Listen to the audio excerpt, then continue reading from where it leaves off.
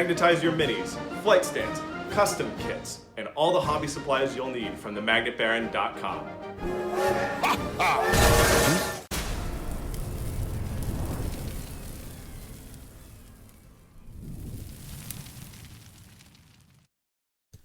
Hello and welcome to the YouTube channel for Craftworld, Eldar.com. I'm Brent, and in this video I am going to be talking about creating and running 1,000 point Aeldari lists for the Warhammer 40,000 tabletop game. And the reason that I am making this video is that I have gotten many requests specifically for this content in the last 6 weeks, which is kind of, I don't know, surprising until I think about why, and then it's not surprising at all. There are a lot of new people coming into the hobby, largely I think as a result of the Space Marine 2 video game, which is very popular. I've seen a lot of new players popping up in Facebook chat groups and Discord pages. I've been getting comments on videos and emails through my website from people who are new and want to know how to collect and play and run their first 1,000 points.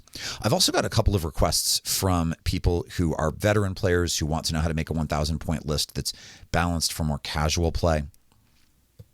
But I think mostly what has driven the requests for this video is new Aeldari players. And so that's really who I'm talking to in this video. If you are a veteran autarch with 50 games of 10th edition under your belt, or 250 games of 10th edition under your belt, this is not really aimed at you. You might not learn anything, but you're welcome to hang out anyway because I like you.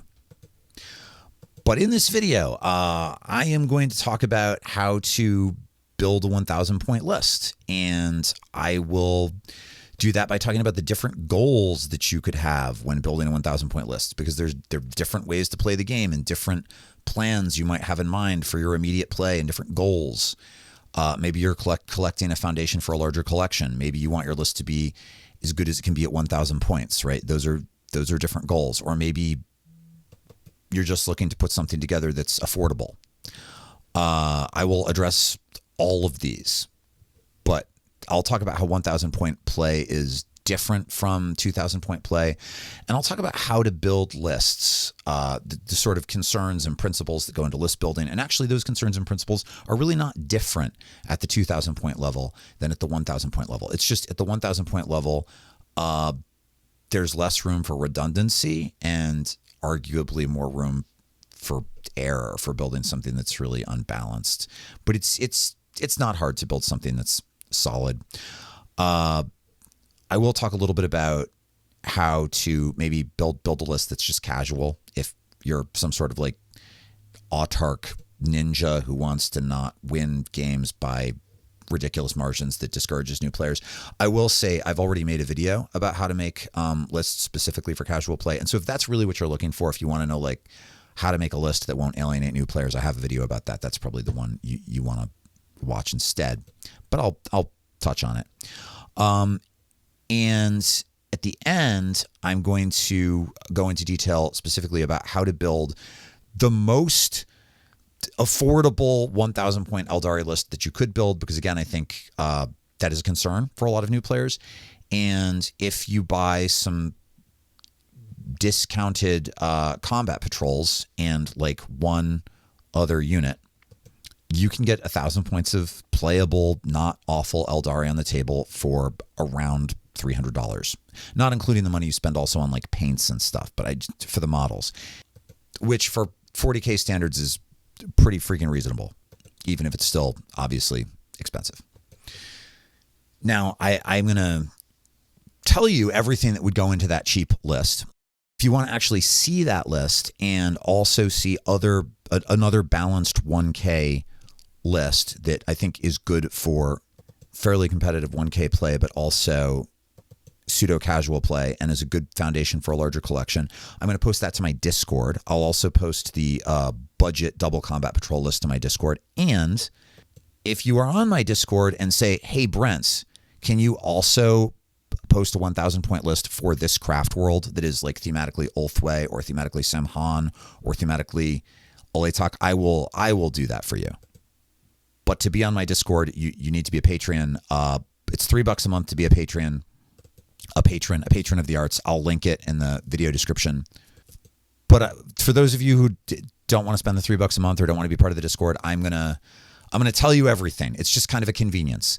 I'm going to tell you everything. I'm going to talk about the principles of list building. And honestly, I think that a big part of the fun of the hobby is making your own lists anyway.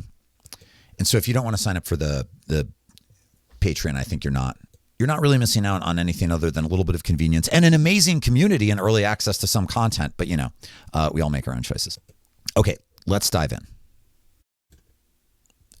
Okay, so you're going to build a 1,000 point list, and there are a whole bunch of considerations, like whether you're going to be playing competitive or casual, whether this is a foundation for a larger collection or not.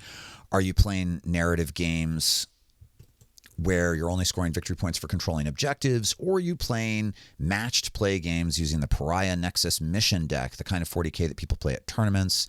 It's the kind of 40K that the game is balanced for when there are multiple rules updates every year. It's the kind of 40K that drives the game, but it's more complicated because in addition to scoring points for controlling locations on the table by having more models than your opponent, the way you would in narrative play, you also score points for these secondary missions that either you can pick at the beginning of the game and you have them the whole game, but you pretty much have to achieve them every turn, or you generate new ones every turn, but there's more flexibility. And these enable you to score points either by having models spread out around the table, not necessarily on objectives, or by having models be in specific places on the table and not fight and instead do some other thing. They perform an action. We imagine that they're like digging up mines or retrieving data or cutting spirit stones off of dead space elf brethren or investing in index-based mutual funds or something. I don't know, but they're doing things. Sometimes secondaries require you to destroy particular types of enemy units or take an objective in a particular place on the table or whatever. But usually they reward mobility and disposability, or mobility and like crazy durability. That is the ability to like have a unit go somewhere and do a thing and not necessarily worried about having to make itself vulnerable to do the thing. Now, in order to like in-depth cover every different kind of play that you might want to make a 1,000 point list for, I would end up just making a video that was very long and mostly irrelevant to most listeners, so I'm not going to do that. Instead, I'm going to talk about the sort of concerns that should go into building a 1,000 point list, like what sorts of questions should you ask yourself? What should the list be able to do? What kind of models are you going to build around? I'll talk about specifically what units from the index best serve those roles at the 1,000 point level. And I'll also talk a little bit about how 1,000 point play differs from 2,000 point play, how you might have to think about it a little bit differently. So to start with, let's just acknowledge that anytime you're building a list in Warhammer for any size game, there are certain things that your list needs to be able to do. So there's certain questions you ask yourself. So one of the first ones generally is like, how is my list going to score primary and secondary objectives? New players usually want to start with like how they're going to kill their opponent's models, which is maybe more fun. But you need a plan for how you're going to score primary and secondary objectives. And if you're playing with secondaries, if you're not playing with secondaries, then units that are fast and cheap are a little bit less valuable. And if you're only playing with primaries, units that are durable are arguably a little bit more valuable. But let's assume that you're asking yourself, how is my list going to score primary and secondary objectives? As an Aeldari player, the most popular and traditional way of scoring primary objectives is to play conservative on the first couple of turns while you take away some of your opponent's toys, because Eldar are fast and fragile and good at killing stuff. So usually the way Aeldari want to play is they kind of keep their heads down turn 1 and 2 while they're drawing out an opponent, making their opponent sort of commit to the board. Then you kill some of your opponent's most important units or the units that are most dangerous to you, so then you can score really aggressively in the late game. This style of play rewards units that are fast and hard hitting, units that have indirect fire, although indirect fire lists have been nerfed and kind of gone out of fashion to some degree. And then the other way that Aeldari control objectives is by having a couple of pretty durable units. There are, in fact, currently at the 2,000 point level, there are Aeldari builds that are all about having lots of durable units. And you could, which is weird, it's a non-traditional way to play elves, but I recently made a video about triple threat lists. And if you're interested in that playstyle, you could watch that. But units like Wraithguard and Wraithblades led by a Spirit Seer. They always must be led by a Spirit Seer, people. It makes them both better at fighting and much more survivable. The Avatar of Cain is ridiculously durable. In both cases, using a Farseer to throw Fortune on the unit to make it -1 to wound is a big deal.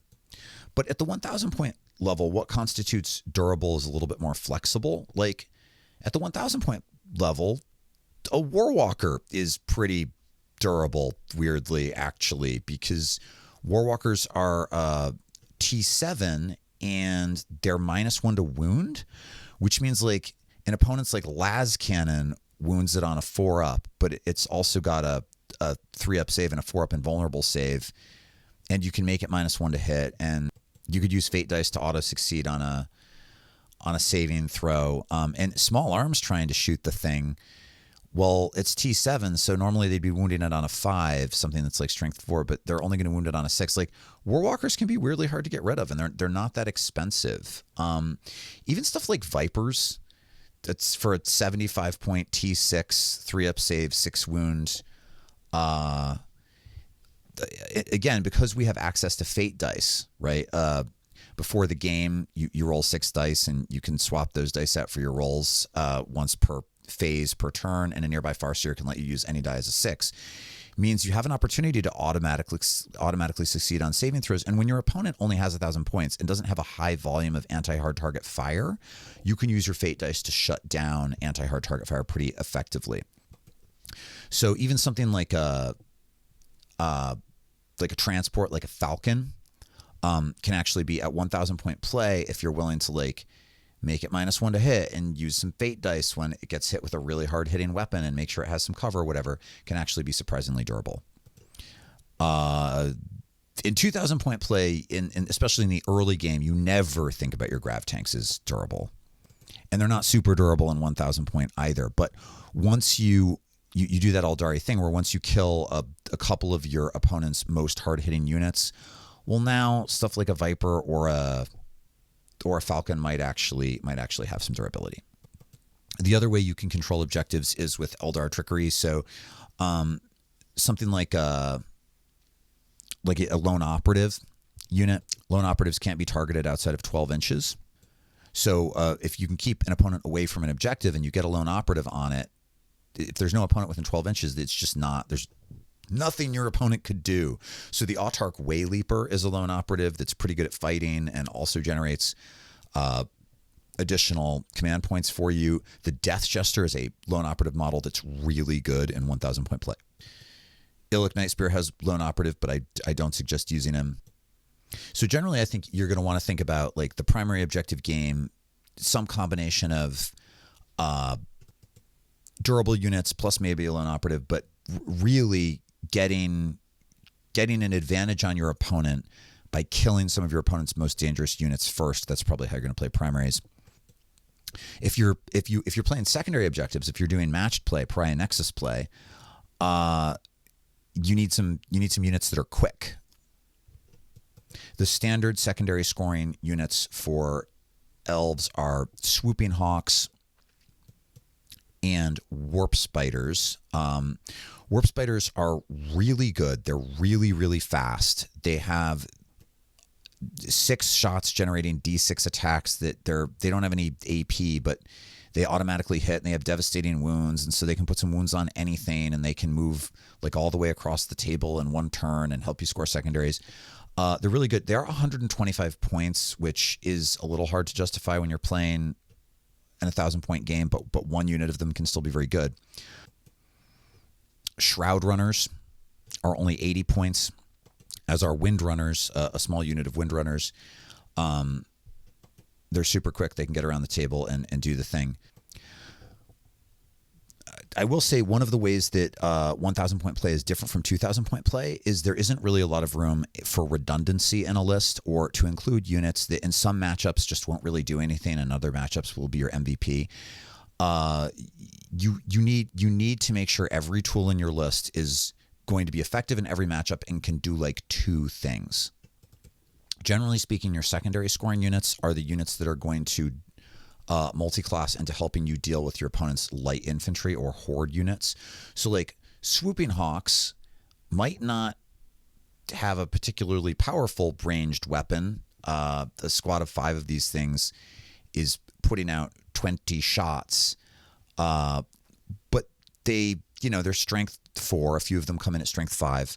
They don't have any AP, but against something like Termagants or Imperial Guardsmen, they've got lethal hits too, which is fun. So they automatically wound on 6s. Even something like Orcs, they're pretty decent.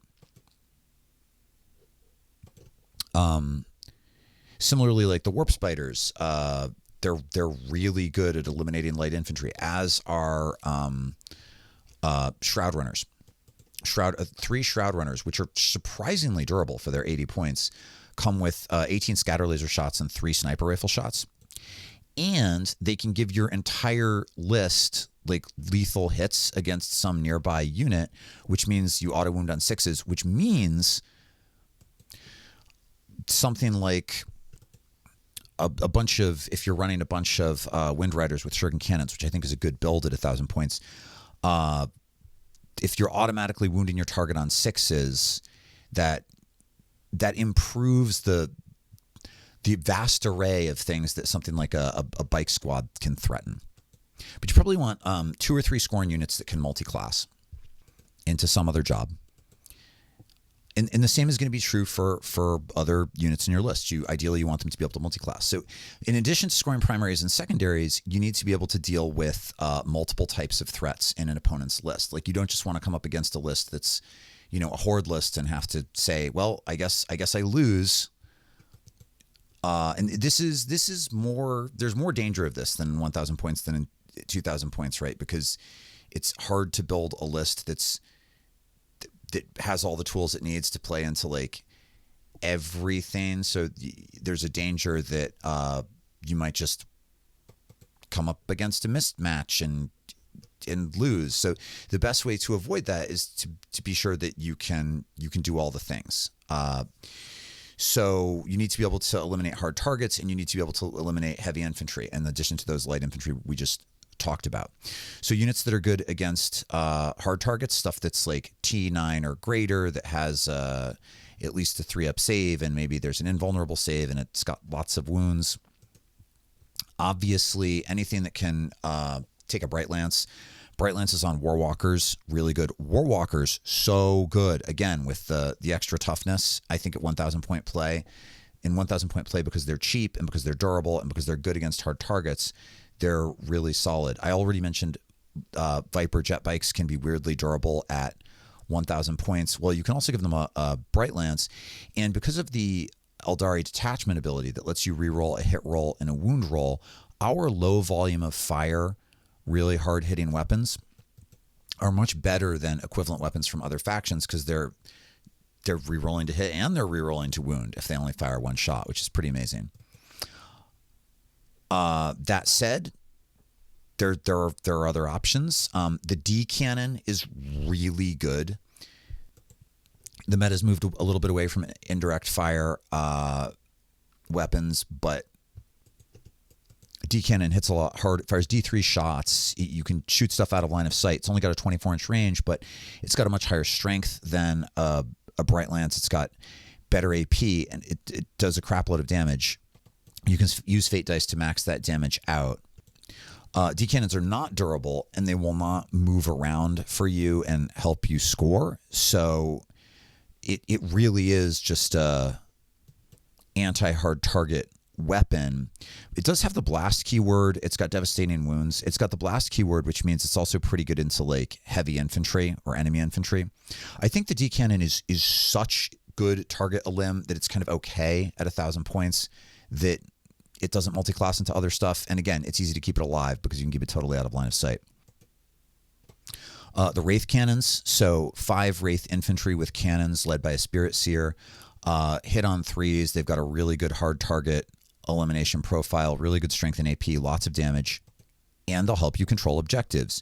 I do think that for the Wraith infantry, in 1,000 point play, the only thing you really should consider running is the cannons, because the Wraith blades with the shields and axes, they're more durable. They're really hard to deal with at 1,000 points, but your opponent can just kind of ignore them and play around them.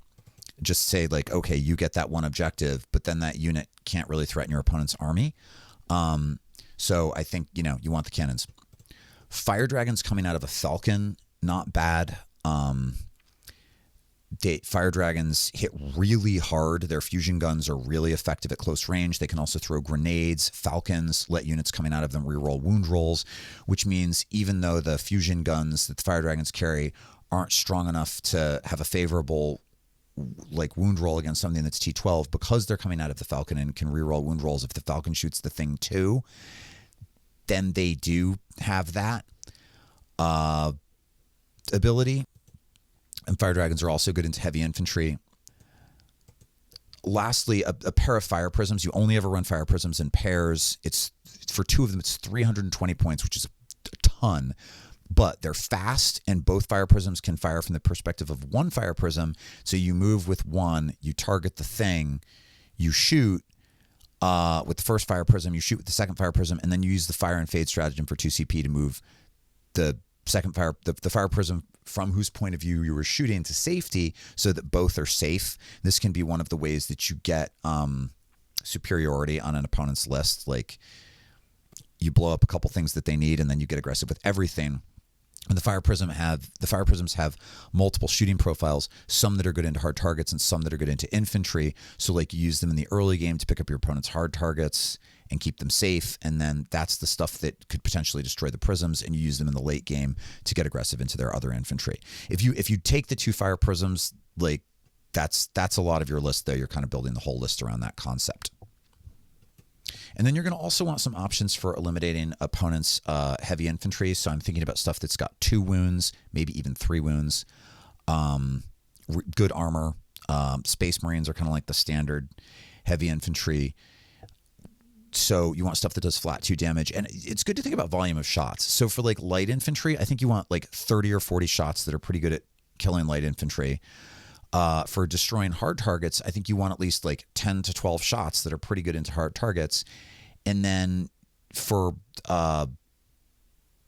like heavy infantry, again, I think you probably want at least around a dozen shots that are good at killing heavy infantry, keeping in mind that your hard target elimination stuff is also good into heavy infantry-ish. So Shuriken cannons are one of your most efficient picks. I really like, at the 1,000 point level, I really like 6 Wind Riders with Shuriken cannons led by a Farseer Skyrunner that lets them, with the guide ability, reroll all misses. The Farseer Skyrunner has some not so bad shooting herself, but in addition, 6 bikes with Shuriken cannons that come along with her have 18 shots, hitting on 3s, but 6s explodes. They have sustained hits, right? And because they're re-rolling all of their misses, they sometimes like hit more times than they shot, like not infrequently. And then they can always fire and fade to safety. So they're really fast. You get a beat on something, you light it up. It's like 18 plus the Farseer Skyrunner's abilities. Shuriken cannon shots, which are good into heavy infantry. Their strength, I think 6 minus 1 AP is not amazing, but flat 2 damage. So every failed save is a dead Marine. And if you run them in combination with something like Shroud Runners, which can give them lethal hits into a target, it means that they can also be good into a hard target. And if you have a Viper in your list, you can strip cover from something so that like Marines in cover aren't still saving on a 3-up. If you want to run a really bikey list, that's a good way to do it. And their Overwatch is really powerful too. Like for 1 CP, they fire Overwatch. They only hit on 6s, but they've got 18 Shuriken cannon shots only hitting on 6s. But then every 6 that hits is a sustained hit. So every 6 actually hits twice, and they get to roll all 18 dice and then re-roll all their misses. So they often end up hitting like 5 times, which actually is like 10 hits, which is a lot of friggin' Shuriken cannon fire. So their Overwatch is insane.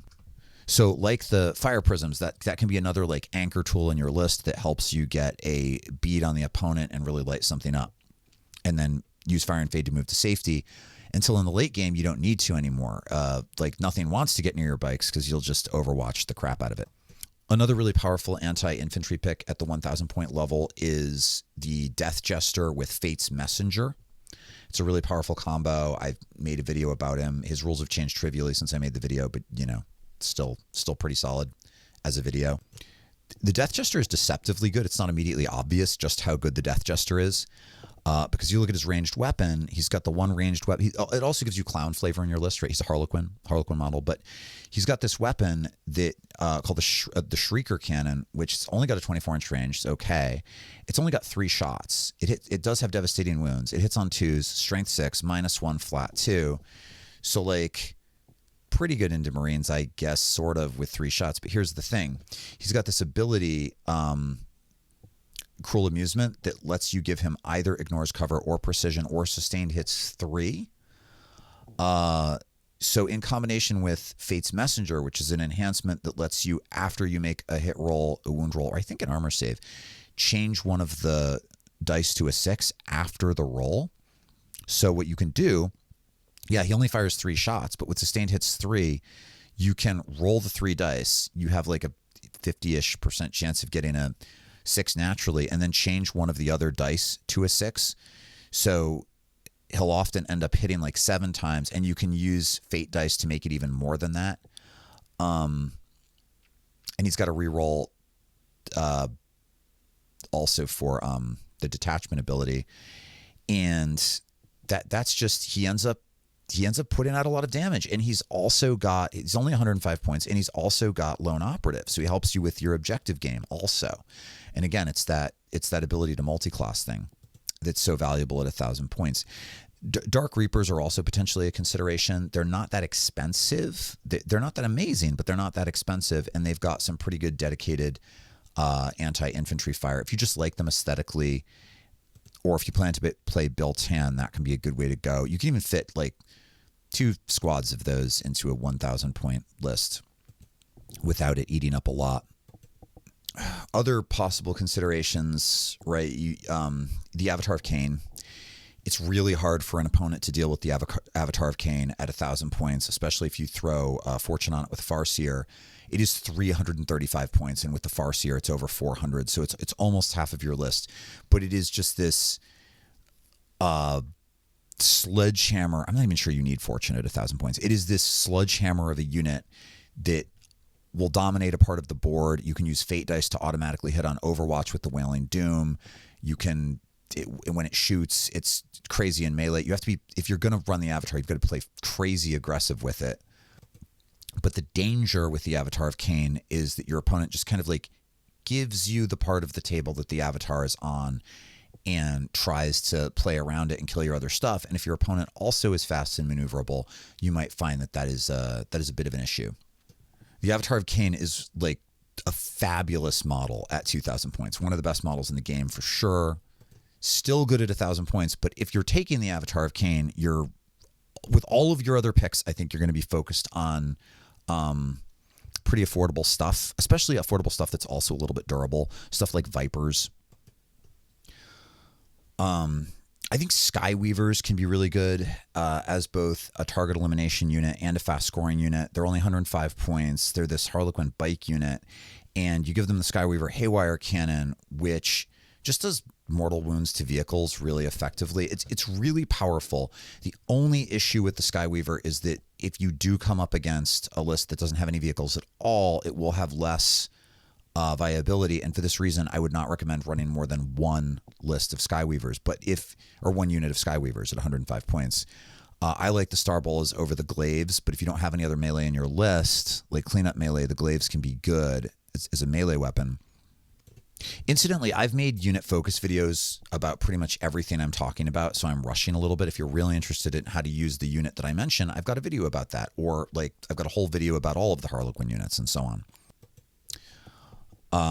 But Skyweavers are a solid consideration at 1,000 points. And then there's some HQ units that are really worth thinking about. I already mentioned that if you're going to run Wraith Infantry, you absolutely need a Spirit Seer. If you're going to run bikes if you're going to run 6 bikes as a target elimination unit, or even 9, I think you definitely want a Farseer Skyrunner. I think 6 is better for 1,000 points. An interesting question you'll face is whether or not to take an Autarch. The best reason to take an Autarch is that you get an extra CP. If you're planning on playing a list that requires you to use Fire and Fade, So you're burning through 2 CP a turn on your own turn. I think, at least in the early part of the game, I think you definitely want an Autarch and to make it your Warlord. The Autarch Wayleaper also can have you give him the fusion gun and the Starglaive, and he can throw grenades with the grenade strat. He's a pretty good shooting unit, a decent melee unit, can control objectives with Lone Operative and get aggressive in the late game. Can also jump into the midfield in the early game and like phantasm out of line of sight after grabbing a thing. There's stuff you can do with him, but I think it's possible to play without an Autarch at 1,000 points, and sometimes it makes sense to do it. But the Autarch Wayleaper is really good, and then the regular Autarch is much cheaper and can let the squad that it's leading use a strat for 1 CP less, which usually means free, but it's only going to lead Storm Guardians or Guardian Defenders. I made a recent unit about Storm Guardians in which I talk about this, and if you're interested in using the foot Autarch in this way, I would definitely watch that. But whereas I think an Autarch at the 2,000 point level is an absolute must, I think it's like a very probably at the 1,000 point level, but not necessarily an always. There's some Phoenix Lords that are very efficient picks at 1,000 points. Fugen is absolutely fabulous and has an incredible shooting profile, can like solo kill hard targets, and is weirdly durable. He's got the good Phoenix Lord armor and has a 5-up feel no pain, and on a 2-up comes back to life after he dies. So he's good at killing hard targets, and because he comes back to life, he's good at objective control. He's really solid. Karen Dross, I wouldn't infiltrate with him, but he can do. I've got a recent video in which I talk about this. When I talk about scorpions, he can do a psychotic amount of damage coming out of a falcon, or even just charging in on his own. You don't necessarily need to run him with scorpions, although they're not bad. They're only 65 points. And then I think Asserman is maybe like kind of okay at 1,000 points. He struggles to have the durability that he needs at 2,000 points in really high level competitive play. You don't really see him. But at 1,000 points, he might kind of get you there. Asserman is one of the only models in the game that has a 3-up invulnerable save, which is cool. I still think that he struggles even with that to compete against Fugen's 5-up feel no pain plus on a 2-up he resurrects with all his wounds. Like that's crazy. But Asserman does have a pretty cool melee weapon that does devastating wounds and flat 3 damage, and he's got 6 attacks and minus 3 AP, which is pretty good.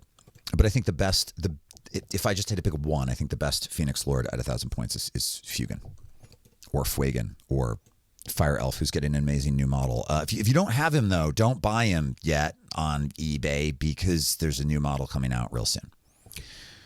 And there are other units that are good too, but I think at the 1,000 point level, that all of those units are going to be highly efficient for you. They multi-class into multiple jobs, which is cool, and they're still going to be good when you build it out to 2,000 points. Those are all units you're also going to want at 2,000 points in your collection.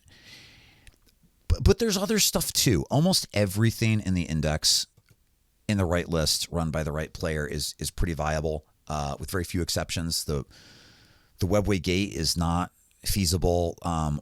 Individual Warlocks sometimes can have a role, but Warlock Conclaves really aren't a thing right now. But if there's a unit you love that I didn't mention, don't think that you can't have it in your 1,000 point list. Obviously, you can.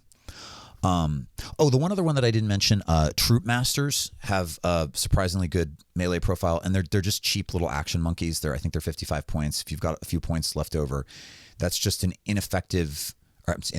That's just a pretty cheap, pretty effective little unit that's like probably better than a unit of Rangers, which is another thing you can get for 55 points. And they can throw grenades. I love things that can throw grenades. There's a grenade stratagem, and you need to have the grenade keyword to use it, but you roll 6 dice, and a unit within 8 inches just takes a mortal wound for every 4-up that you rolled before you shoot with the unit.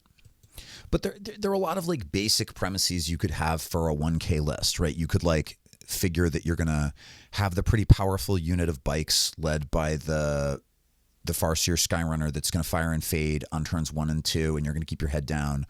Or maybe you're going to do that same thing with double fire prisms, or maybe you're going to do that with like pushing forward with a couple of D cannons and using the indirect fire, and maybe you've also got I don't know, a Dark Reaper with a Tempest Launcher, and your opponent's going to have to come to you because they're getting pounded with indirect fire, but then you're going to rush them with something else. Maybe you are going to instead like challenge your opponent in the midfield with some durable unit of Wraith Infantry, or even an Avatar of Cain, and build a whole list around that. Or maybe you're going to have a bunch of like mid durable stuff like Warwalkers and Vipers working in concert with those bikes and some Shroud Runners.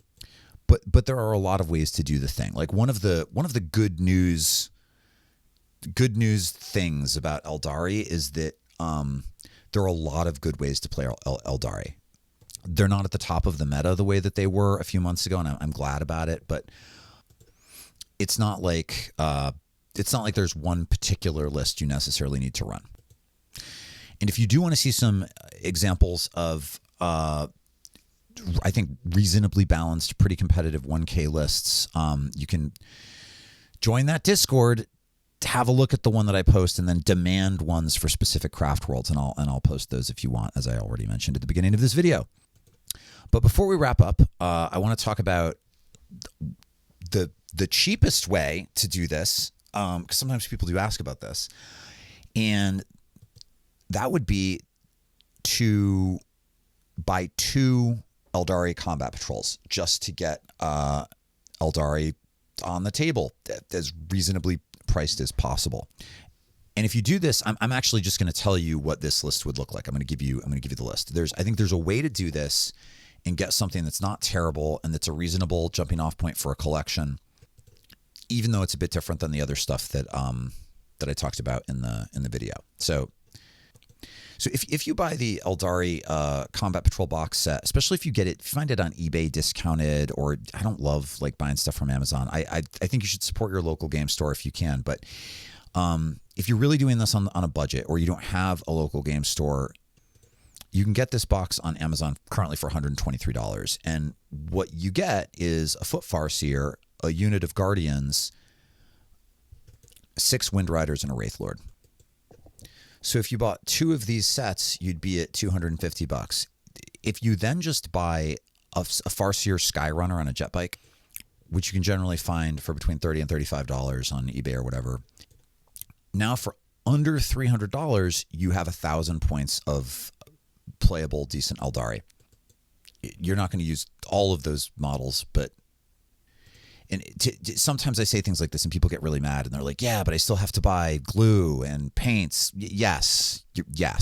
And you don't have to use Citadel paints, and there are ways to cut other corners. And I get that it's an expensive hobby. I get that it is. But as 40K goes, that's a really affordable playable 1,000 points. So here's what you do. You build one of the Farseers, and you make him your Warlord, and you're going to stick him probably in the unit of Guardian Defenders. And you build the Skyrunner, and you give him the Spear, and you don't make him your Warlord, but you give him the enhancement Fate's Messenger, just because you're going to have some points left over, and that lets him change dice rolls and do a little bit more damage and survive getting hit or whatever. One unit of Guardians you're going to build as Guardian Defenders with a Bright Lance on a platform. So 10 Shuriken catapults and a Bright Lance on a platform. Probably that's the squad you're going to attach your Farseer to. This is going to help you score or help you generate some more fate dice in the early game. If they're standing on an objective, they do this. And then in the later game, they're going to come out and help you with infantry elimination, and the Bright Lance is going to help you with hard target elim. You're going to build a squad of Storm Guardians. You're going to give 2 of them Aeldari Blades and 2 of them Flamers and 2 of them Fusion Guns, and you're going to watch my recent video on how to use them.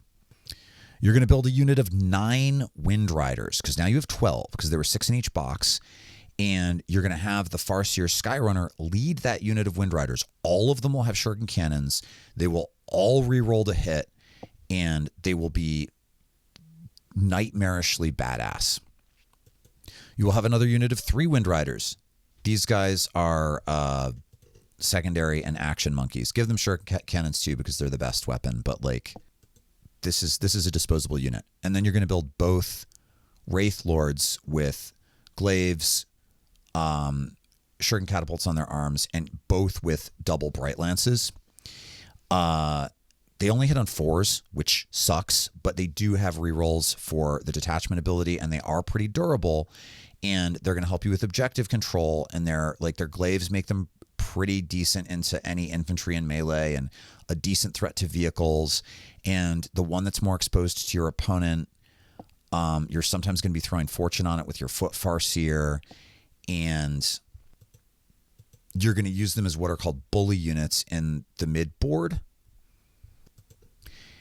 And you're going to use your fate dice to guarantee that they sometimes max out their damage with their bright lances, so they do 8. So you're going to have 5 bright lances with between them 3 rerolls and 2 fusion guns in your guardian squad. And that's not going to quite get you the ideal amount of anti-hard target elimination, but you're also going to have the glaives, like the melee glaives on the Wraith Lords, which is pretty good. And the honestly, that big bike squad that can reroll all of its hits, that'll have some hard target play too. And then that big bike squad is going to give you crazy amounts of heavy infantry elimination. And then the Guardian Defenders plus the bikes are going to give you light infantry elimination. The central tool of this list is the 9 bikes with the Farseer. You've got the Wraith Lords as bullies to stabilize you in the midfield, and then your bikes with your Farseer are doing some real work. The one disadvantage, there's no autarch, and you're going to probably be using Fire and Fade, so you're just not really going to have much in the way of dice to use on other stratagems in the early game when you need to Fire and Fade with the big unit of bikes. But after the first couple of turns, you probably won't need to Fire and Fade with them necessarily. You can rely on their ability to fire Overwatch, and so you can use 1 on that. You can 1 CP on that, like the CP that you get on your opponent's turn, and the CP you get on your own turn you could use on something like the grenade stratagem for the Storm Guardians or whatever. And that would give you a pretty playable list right out of the gate. And then if you wanted to start build on it and fine tuning it, you could easily turn this into a pretty effective 1,000 point Sam Han list, like jet bike theme list. Getting a unit of Shroud Runners in there is really good, either by dropping the 3 Wind Riders. I mean, that's not as thematic for Sam Han, or one of the Guardian units, because the ability to give lethal hits to the unit of 9 bikes against stuff that's like T12 makes the Shuriken cannons good and stuff that's T12. And if you get if you also get a Viper in there, the ability to strip cover, or even a Warlock with the bikes just to strip cover, can also be really effective because the Shuriken cannon is only -1. And then that just becomes sort of double down on that being the central tool of the list. So if you are looking for an affordable way to get into the hobby, and maybe you even already bought 1 Aeldari Combat Patrol and you don't want to spend a lot of money, this is an option.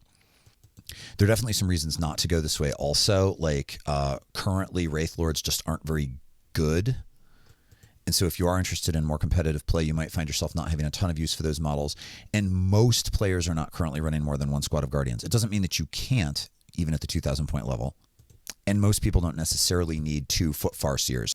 But all of these things are good things to have in a collection if you're planning to go big. It's just if you're not really worried about saving money, and your goal is to get 1,000 points going and then build to 2,000 points for more competitive play, maybe this approach isn't your best option, but it's certainly a good affordable way to get started if you're interested in Space Elves. And I'll go ahead and post the super affordable list to the video description, and then if you want to see other lists, they'll be over in the Discord.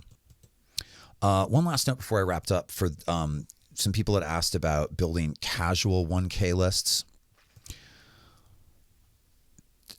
I think you should watch my video on how to build casual lists, but generally what I suggest for more casual play is to build a list that will be a bit more geared towards trading. So your opponent doesn't find themselves playing a game where you've basically eliminated all of their models by the end of turn 3, and they've killed like 1 Wraith Guard and maybe a unit of 3 jet bikes, and they just lose everything.